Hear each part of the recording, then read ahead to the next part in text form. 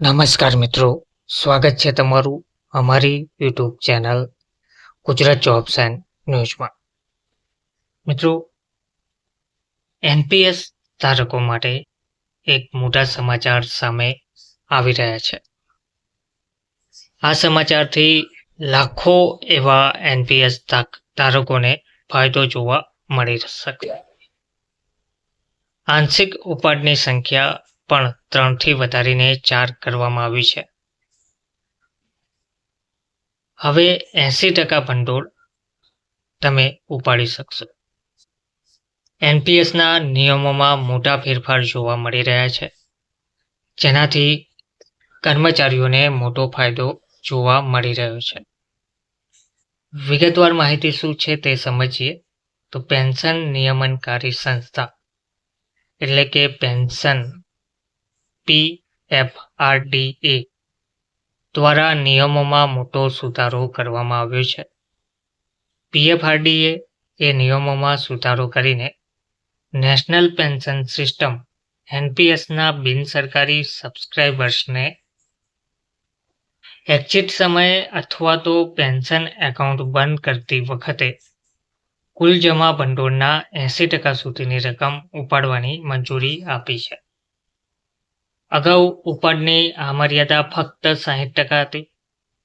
ઉપાડની આ મર્યાદામાં વધારો કરવાથી એનપીએસ સબસ્ક્રાઇબર્સને તેમની જરૂરિયાતો અનુસાર જમા ભંડોળનો ઉપયોગ કરવા માટે વધુ સ્વતંત્રતા મળશે.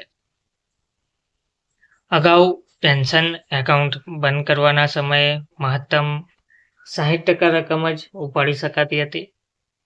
બાકીની 40% રકમમાંથી માસિક પેન્શન મળતું હતું. હવે 80% ઉપાડ કરી શકાશે અને 20% રકમમાંથી પેન્શન મળશે. 12 ડિસેમ્બર 2025ના રોજ નિયમોમાં કરેલા સુધારા મુજબ હવે એનપીએસ ખાતાઓને ગીરવે મૂકીને PFRDA દ્વારા નિર્ધારિત મર્યાદામાં બેંકો કે નાણાં સંસ્થાઓ પાસેથી લોન પણ લઈ શકાશે. આંશિક ઉપાડની સંખ્યા પણ અગાઉની 3 થી વધારીને 4 કરી દેવામાં આવી છે. જોકે દરેક ઉપાડ વચ્ચે 4 વર્ષનો સમયગાળો રહેવો પણ જરૂરી રાખવામાં આવ્યો છે.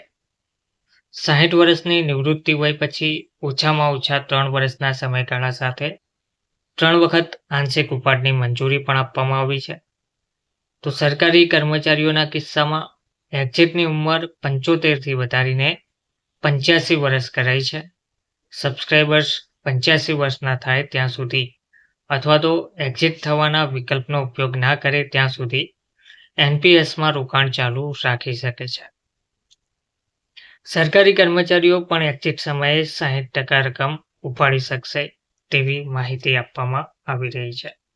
ટૂંકમાં એનપીએસના નિયમોમાં આ ફેરફાર થતાં હવે કર્મચારીઓ 80% ભંડોળ ઉપાડી શકશે. આંશિક ઉપાડની સંખ્યા પણ 3 થી 4 કરી દેવામાં આવી છે. ધન્યવાદ.